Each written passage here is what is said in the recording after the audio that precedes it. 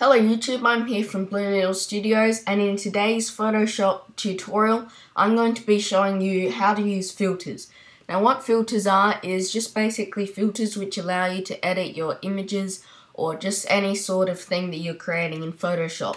So you can see here that if we come up to the top where the file and edit and all of those menus are, we can just come and click onto the filter menu, and then we've got all of these options here as well as a few up here. So what I want to show you first is just how to make sure that your image is ready. So I've just opened an image with Photoshop. This is exactly how it will open up, or how it will probably open up most of the time. So what you want to do is, as I think I've shown you before, just double click on the background. You may want to rename it to photo. Hit enter, and now it's unlocked so you can edit it. And sometimes you don't need to, but it's just best that you do this all the time so that you never get constrained by accidentally trying to apply something which you can't when the image is locked. So again, what we're going to do is come in here to the filter menu, and I'm going to start by showing you lens correction. So if we click on this, then this is quite a handy feature, especially if you're shooting in wide angle and you really want to correct that, or there's kind of a smart way to add a vignette to your photo. And a lot of these filters take a while to load because Photoshop is actually generating in real time all of the data that you need to apply these filters. A lot of them are quite complicated, and so depending on your computer speed it will differ. This is a pretty fast computer, so you can tell that it's quite an advanced process. I've got 16 gigs of RAM, so it's taking a while for that. Yeah, so the lens correction filter is really handy for shooting with different types of lenses. Most of the time when you're just shooting maybe simple photos with an iPhone or a point and shoot camera, you might not need to use this. But when you get into DSLRs using wide angle lenses and all sorts of those things, then this lens correction feature can come really into handy. But there are also some small features that you can use just with any standard camera. You don't actually need to do lens correction. So I think this is about to load, and it's going to pop up with this window here. So you can see that what we've got is a big preview of our photo and then a few options here. So what you want to do is you've got this auto correction here. So if we untick this, then we can see it hasn't really applied anything yet. So what we may want to do is go into custom, and here we can correct things. So if we go into remove distortion, then it's actually going to distort our image a bit because it wasn't distorted previously. But you can see that it's still doing a fairly good job, and it's kind of blending things in. So here's with the distortion removed, so once we've edited it, and here's our photo normally. So it has done a good job of bending it and making sure that everything stays intact with smooth transitions. Now if we try to add distortion, then this can give us some interesting things to play around with as well. So even if we just add a little bit, just like this, then we can create some interesting effects with this and really have a bit of fun playing around with it. But I'm just going to put this slider back to normal. Then we've got a few more kind of complicated effects for different colors for the different fringes of your photo, which gives a bit of chromatic aberration. And then we've got vignetting, and this is one of the other features I wanted to show you. So you can choose the amount if you want to darken it, and now you can see that our photo is getting dark around the edges. And now you can tell at the midpoint, and what this is going to adjust is how dark your vignette is. So if you want your midpoint to be this, then it's going to make your photo lighter and your vignette lighter as well. Whereas if you turn this down, then it's going to make your vignette darker and your photo a bit darker as well. So I'm actually going to just have the vignette on lighten just a little bit.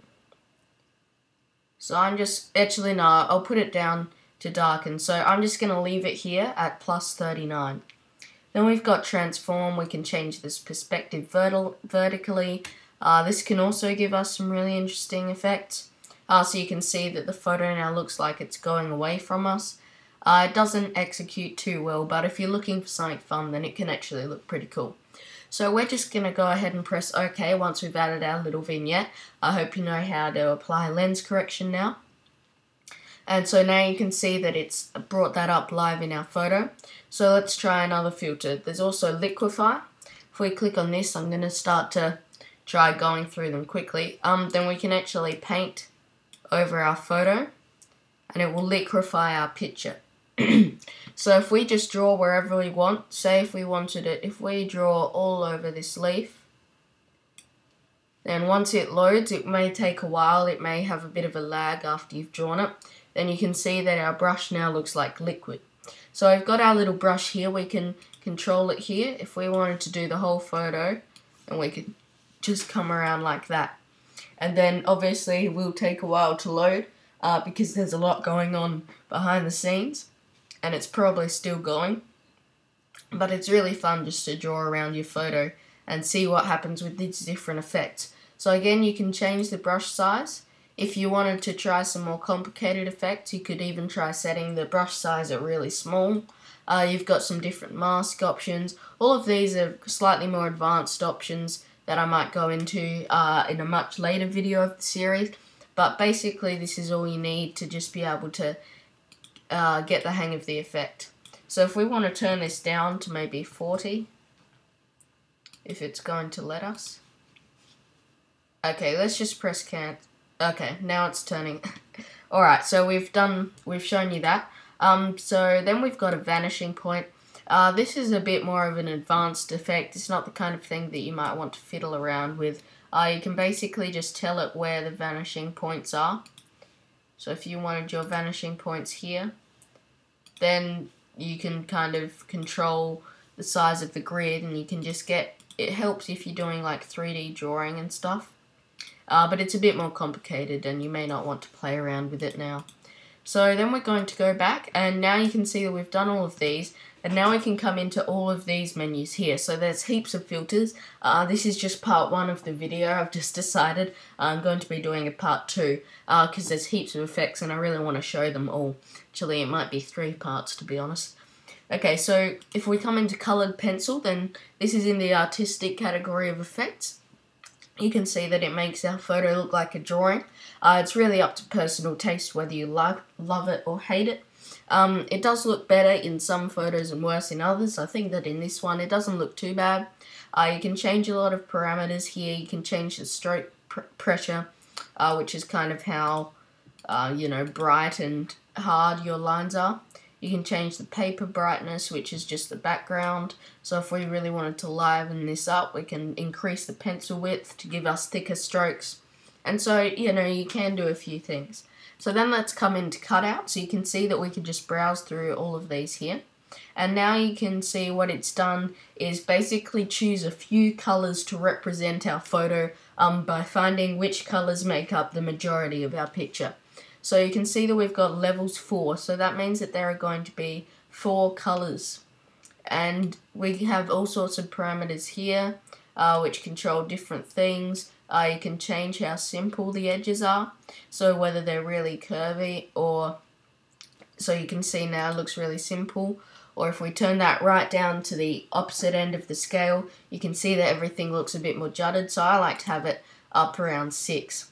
Now if we turn the number of levels up to maybe 7 or 8 or something, if we just put this on 8, then that's going to give us the most number of levels. And now you can see that our photo is really starting to take shape and you can see lots of different colours. So this effect is probably my favourite out of the artistic effects.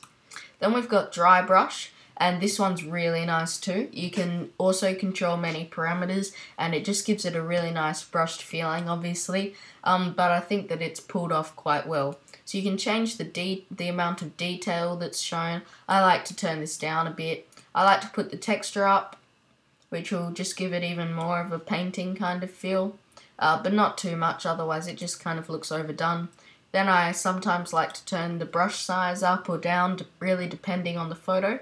In this one, yeah, I think it looks better when it's a bit higher, just to make the photo a bit more simple because there's less detail. So then let's come into film grain. And here you can see that it's just giving us basically exactly what it tells us, just a grain. If we want, we can turn this right up and get a really strong effect. We can change the intensity and do all sorts of things with this. So now let's come into Fresco. And this is another great effect which kind of brings your subject out from the background. It's got similar controls to all the others. We've also got neon glow, so you can change the size of the glow. You can also change the color of the glow. So if we come into here, say if we wanted a nice, orange, and we could find a kind of light orange, and then apply this, and then we can get an orange glow. So again, you can change whatever color. You can turn the glow brightness down, or you can turn it right up if you would like to. If we put it up to max and turn the glow size down, or turn it up maybe, and you can see there's lots of different things that you can do. So now I've got this one. It's another one of the painting things, quite similar to the others. We've also got palette knife. This kind of is a similar way to probably to cut out, giving you different colors, except it's got a slightly different method behind it.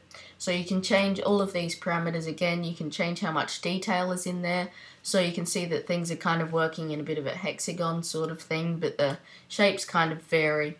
And then you can also change the stroke size and all of those things. If we come into plastic warp, you can see that everything kind of looks cool as if it's behind a piece of plastic or bubble wrap or something like that. And this can be a really fun effect in some situations.